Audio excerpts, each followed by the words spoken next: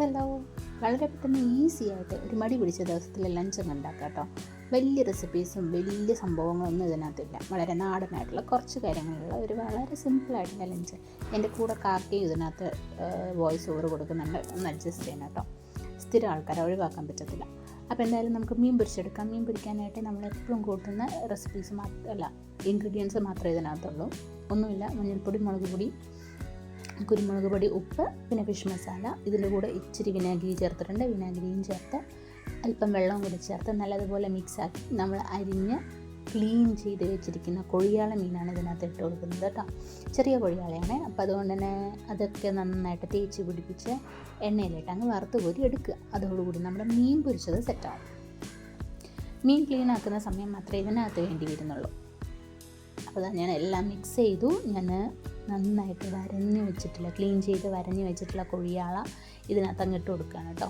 ഇവന്മാരുടെ തലയൊക്കെ നമ്മൾ ടോബിക്ക് വേണ്ടിയിട്ട് വേവിക്കാൻ വെച്ചിട്ടുണ്ട്. ഇച്ചിരി മഞ്ഞൾപ്പൊടി ഇട്ടിട്ട് ടോബിക്ക് ഇതങ്ങ് കൊടുക്കും, വേവിച്ചിട്ട് കേട്ടോ. അപ്പോൾ ഇനിതാ പാൻ ചൂടാക്കി അതിലേക്ക് എണ്ണ ഒഴിച്ചു. ഒരല്പം കറിവേപ്പില ഇട്ട് എന്ത് ചെയ്തു, നമ്മുടെ മീൻകുട്ടന്മാരെ അതിനകത്ത് വറുക്കാനായിട്ടിട്ട്.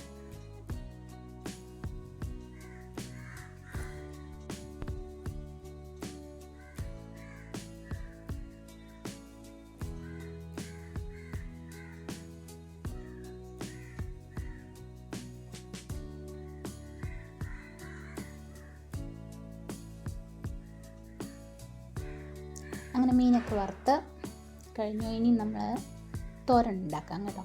അപ്പോൾ ഒരു ചീനച്ചട്ടിയിൽ എണ്ണ ഒഴിച്ച് കടുക് പൊട്ടിച്ചു. എന്നിട്ട് ഞാനിവിടെ മിക്സാക്കി വെച്ചേക്കുവാണേ. അതായത് നമ്മുടെ ക്യാരറ്റ് ഗ്രേറ്റ് ചെയ്തതും, പിന്നെ പച്ചമുളക്, തേങ്ങ ചിരകിയതും, ഉള്ളിയും വെളുത്തുള്ളി ചതച്ചതും, പിന്നെ പച്ചമുളകും, മുളക് പൊടി, മഞ്ഞൾപ്പൊടി, ജീരകപ്പൊടി, കറിവേപ്പില, ഇതെല്ലാം കൂടി ഞാൻ നന്നായിട്ട് കൈകൊണ്ട് തിരുമ്മി വെച്ചിട്ടുണ്ട്. അതുപോലെ നമ്മൾ ഈ കടുക് വറുത്തതിലേക്ക് ഇട്ട് കഴിഞ്ഞ് കഴിഞ്ഞാൽ ഒന്ന് ഇളക്കി അടച്ച് വയ്ക്കുക. ഒരു 5-10 മിനിറ്റ് കൊണ്ട് നമ്മുടെ ക്യാരറ്റ് തോരൻ റെഡിയാവും. ക്യാരറ്റിന് പിന്നെ വലിയ വേവൊന്നും വേണ്ട. വെന്ത് കുഴഞ്ഞ് കഴിഞ്ഞാൽ അതിനകത്തുള്ള എല്ലാ സാധനങ്ങളും അങ്ങ് പോയി കിട്ടും. അതുകൊണ്ട് പെട്ടെന്ന് വെന്ത് കിട്ടും. പിന്നെ അത് വേകുന്ന സമയം കൊണ്ട് നമുക്ക് ഷടപടേന്ന് നമ്മുടെ രസം ഒന്ന് തട്ടിക്കൂട്ടിയെടുക്കാം. രസം ഞാൻ തട്ടിക്കൂട്ടിയെടുക്കുന്നത് സിമ്പിളായിട്ട് ചെയ്യുന്നത് ഇങ്ങനെയാണ് കേട്ടോ. മിക്സിയുടെ ജാറിലേക്ക് തക്കാളി, കുരുമുളക്, മഞ്ഞൾപ്പൊടി, മുളക് പൊടി, കായപ്പൊടി, ഉപ്പ്, ജീരകം, വെളുത്തുള്ളി, ഇത്രയും ആൾക്കാരെ കൂട്ടി നല്ലതുപോലെ അങ്ങ് അരച്ചെടുക്കും.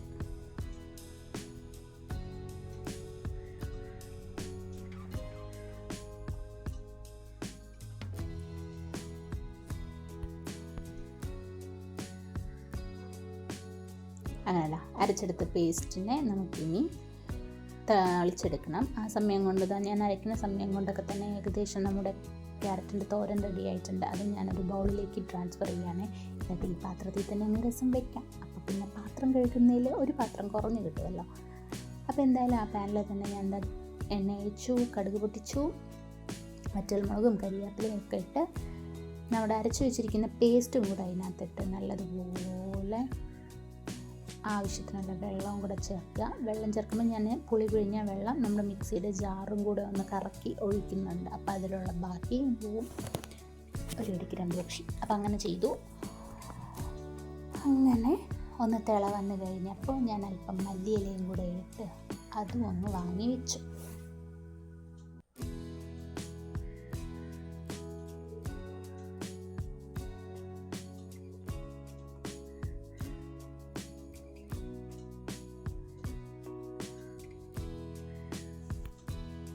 അങ്ങനെ അതും അങ്ങോട്ട് റെഡി ആയിട്ടുണ്ട്.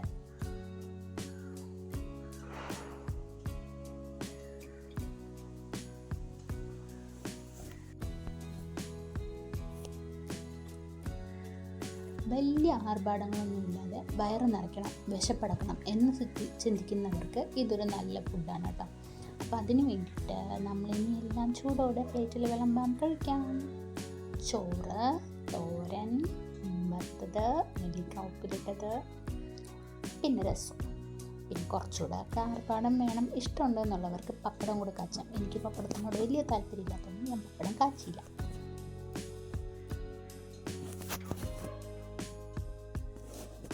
അല്ലെങ്കിൽ ഇതെല്ലാം കൂട്ടി ഞാൻ ഫുഡ് കഴിക്കാൻ പോവുക. അപ്പം നിങ്ങൾക്ക് വീഡിയോ ഇഷ്ടമായാൽ ലൈക്ക് ചെയ്യുക, ഷെയർ ചെയ്യുക, പിന്നെ നമ്മുടെ ചാനൽ സബ്സ്ക്രൈബ് ചെയ്യാൻ മറക്കരുത്. ദയവേത് നിങ്ങൾ സബ്സ്ക്രൈബ് ചെയ്ത് സപ്പോർട്ട് ചെയ്യുക.